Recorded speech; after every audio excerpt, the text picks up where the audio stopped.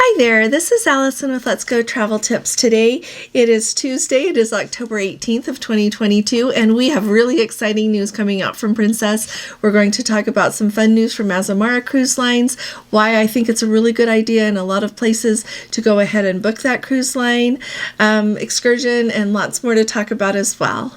So first of all, one of our Let's Go family members let me know that they just got an email from Princess, and it is not on their website yet, but it is surely, it looks like an official email from Princess, so I think it is.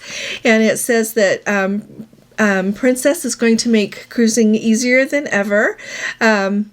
It says that calling all travel lovers and their travel advisors. So I think that this person is perhaps a travel advisor, but it says that beginning on October 21st, protocols for cruising have been lifted. That means that for most voyages, there are no longer any vaccination or testing requirements. This applies to all itineraries, except where the government regulations may vary, like in Australia, and on a few enhanced guideline voyages that have their own vaccination and testing requirements. So like I said, I looked at this, I looked for this on the Princess website, and it is not there yet, but I am wondering if for most of the cruises they are going to make it so that people who are not vaccinated don't have to be tested, because basically that's what's left as the requirements right now. And so we will keep an eye on the Princess website and see when they announce more information about this, but surely it's going to make it easier for a lot more people to cruise. Now, also, I wanted to point out to you, we've been talking about what Carnival Cruise Lines is doing with offering those really low price cruises. It was really interesting as I read your comments and received a few emails. I honestly think that it is probably worthwhile for them to get people on board. We have, of course, people ranging that don't buy a drink package, they don't buy anything, and they just sail and have a nice time. But I would say they do pay gratuities. Everyone has to pay gratuities, and so at least it brings that many on board. Then if they book any excursions also, there's that. And then ranging up to people that spend quite a bit while they are on board. And so I can see what Carnival is thinking with trying to get people on board their ships right now, especially on ones that aren't quite full. But Carnival did announce, the Carnival Corporation, which oversees, all 9 cruise lines, they are offering a $1.25 billion high-yield bonds that are not going to mature until 2028. This means they need more money. They need $1.25 billion to keep operating. So let me tell you, I am so hopeful that as we see these ships filling up more, and truly, I honestly think ships are filling up a lot more, even if they are not offering those super low fares like Carnival is doing. I know that the Discovery Princess has been sailing at very full capacity. This next week, when we get to embark on her on Saturday, it looks like she is extraordinarily full, if not completely full. And so hopefully this will be able to help the cruise lines pull ahead, start servicing their debt, and stop having to borrow so much. But I just thought it would be really interesting. The stock price for Carnival Corporation is still incredibly low. So if you are one of those people that has been waiting to pick up your 100 shares so that you can get those shareholder benefits every single time you cruise, this is a really good time to do it. When I looked earlier, I think it was under $7 today, but it's right around $6, $7. So that is an amazing time to buy this stock. So you could pick up 100 shares for less than $100. Every time you go on a 7-day cruise, you get $100 onboard credit. And you know what? They are posting that really fast. One of our Let's Go family members sent me an email and said that they had faxed in their stock. What you just have to submit, your stock certificate showing that you own that. Well, not the actual stock certificate, but your brokerage statement. And then your sailing date, your ship, your booking number, that information, send it off to them. They had faxed theirs and they had gotten their onboard credit by the next afternoon. And I had totally forgotten to do that for this cruise. So I hurried up and did it this week, and it was there by the next morning. And so they are processing those really fast. Another quick thing, last night in our life, we mentioned that there was a medical evacuation on the Sapphire Princess yesterday, and I wanted to let you know, I knew about that, so of course, I keep those people, their families in my prayers, and I hope that you all will too. In addition to that, it is just another reminder how important it is to have some insurance. On one of the forums that we keep an eye on. A gentleman posted saying that his wife had to be lifted off of a ship, and then when they were on a Mediterranean cruise, 4 days in Athens there, and he pointed out that a lot of the smaller places don't have hospitals, they just have clinics, but their bill just for that was around $28,000. And I know that the medical evacuation is also extraordinarily expensive in addition to any fees that you're going to have from hospitals and clinics, so keep that in mind. Now, here's a tidbit that I wasn't aware of. One of our Let's Go family members said that if you are dining in San Francisco on the ship, but it's docked there in San Francisco, and you're eating at a specialty restaurant, you get an extra $10 service charge because that is what California does. I didn't know that they did that. And so let me know if you've experienced that before. So I guess if your specialty dining was $29.99 or $29 even, I should say, then it's $39. So hopefully you get to sit somewhere where you can see out the window and see some beautiful scenery with that. Now, let's see. Azamara Cruises has just announced that they are going to start sailing again out of Venice. Now, if you are not familiar with Azamara, they are a smaller, a luxury cruise line. In fact, that they are the ones that have the Old Pacific Princess is one of their ships now. And so they are going to start returning to Venice as a port in April 3rd of 2023. And you know what? I'm not certain, but from what I could find, it sounds like Azamara is small enough to go closer than the big ships are allowed to go anymore. I'll try to track down a little bit more of that information and let you know. Sailing in and out of Venice has always been on my bucket list. And then when they changed things and made it so that they weren't allowing the large ships to come into the lagoon there anymore, that kind of took that away. But I'm going to look up and see what I can find about that. But I really... here's what they say. It says, thanks to our long-standing relationship with local officials and port authorities of Venice, we're thrilled to not only bring our guests back to this historic canal city, but also allow them to discover the wonders of the neighboring towns, which only smaller ships can visit. And so I'm really excited. They have got there's a couple that really stood out to me. They have a 7-night Italy intensive voyage. And so you get to go, they give you late nights in Ravenna, which Ravenna, if you don't know, like that's the center of the world for mosaics. Beautiful, beautiful, beautiful.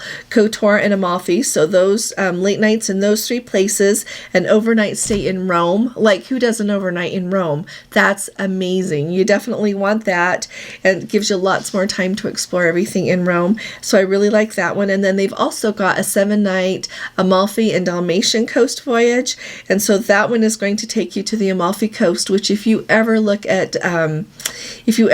photos or videos of the Amalfi Coast, it is what you think of like the quintessential Amalfi Coast area there. Is spectacular, and their ships are small enough to go there. You don't dock in Naples like we did when we were there this summer and then have to take an excursion and a little boat to get you over. They just pull right up. Isn't that nice?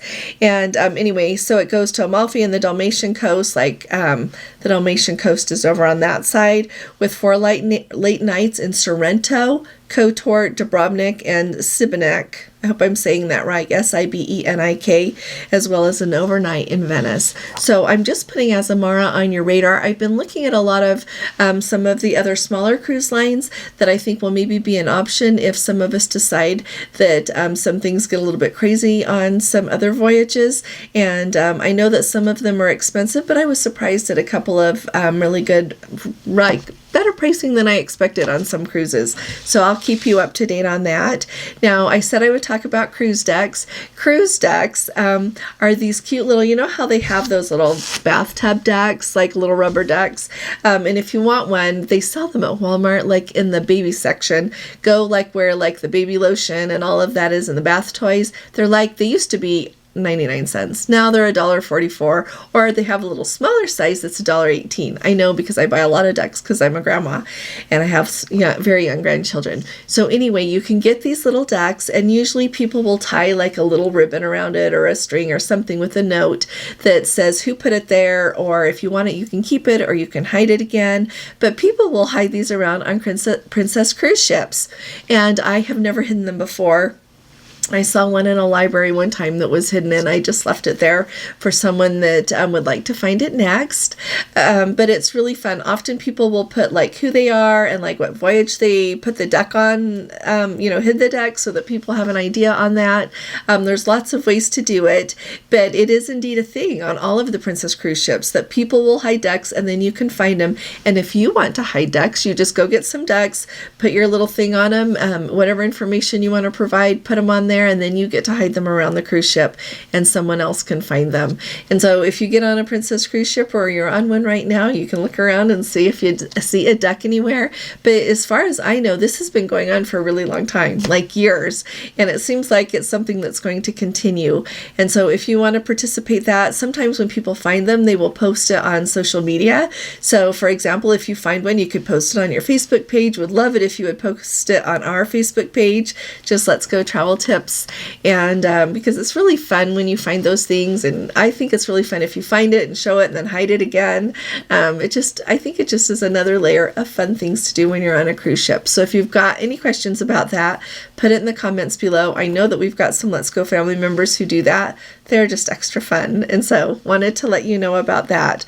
Also, let's talk about for a minute here, and then we'll have lots more news again tomorrow, but I want to talk to you about how important I think it is for you to book an excursion with a cruise ship sometimes. And let me tell you what I think about that. I know that there are a lot of people that like to book private excursions because they're cheaper. I get that. And we have done that too, as well as for the reason to see everything that you want to see.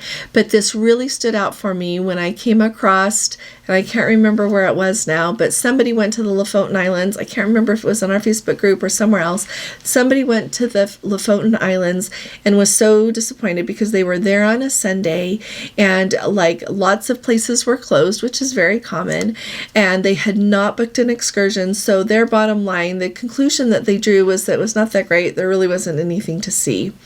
So when we went to Norway in 2018, we stopped in the Lofoten Islands, and it was truly one of the standout trips, like the standout days of our entire cruise. It was magnificent.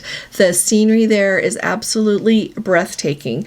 There is so much to see, from the fjords to the seashore to just everything that is included in that region, that when I read that, I was just floored. I just could not believe that someone could go there and think that there was really nothing to see and it wasn't that great. And so here's what I want to say about excursions. We did book a Princess excursion that day, and just last night we booked the one for when we go on the group cruise on October 4th of 2023. We've got the Northern Light, In Search of the Northern Lights group cruise. If you would like to join us, of course, we would love you to come. Just send me an email. But anyway, I went ahead and booked it, and the one that was the closest to it was an 8-hour excursion. They take you on a boat to the Troll Fjord, and then they put you on a bus, and then it's called like local, see local artists. Well, when we were there, I bought these cute birds. I'll have to remember to show them to you. But anyway, it was just spectacular. What a beautiful day. We saw so much of the scenery of that area. We had an amazing tour guide that she just like, when we were on the bus on the way back, was about an hour, hour and a half. She talked the whole time, telling us history and just everything that you would want to know. So this is why I think that when you are going somewhere, especially somewhere that you are not familiar with, you have no point of reference to know if you want to book a private tour, book a Princess excursion, or whichever cruise line you're on. I think that's so important. You spend all of this money, like going to Norway is expensive, so you don't want to get that far and then go to such a beautiful place and not realize that there is so much to see. And I think that applies to a lot of regions of the world. And that's what Gordon and I have decided that we're always doing. We always book an excursion if we're going somewhere and we want to see what there is to see. We're spending all of this money to get there, so we may as well enjoy being there and seeing everything. So I would really like to hear from you all what your experience, like what you think. Is that good advice? I think it's good advice.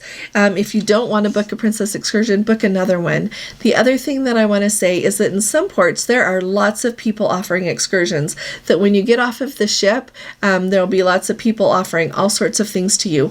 When we were in Norway, I don't remember that being offered, and that was before COVID, clearly, but some places that you go, there's going to be lots of people offering you things, but in Norway there was not. And then especially if you end up being there on a Sunday, there's not going to be as many people anyway offering you a tour.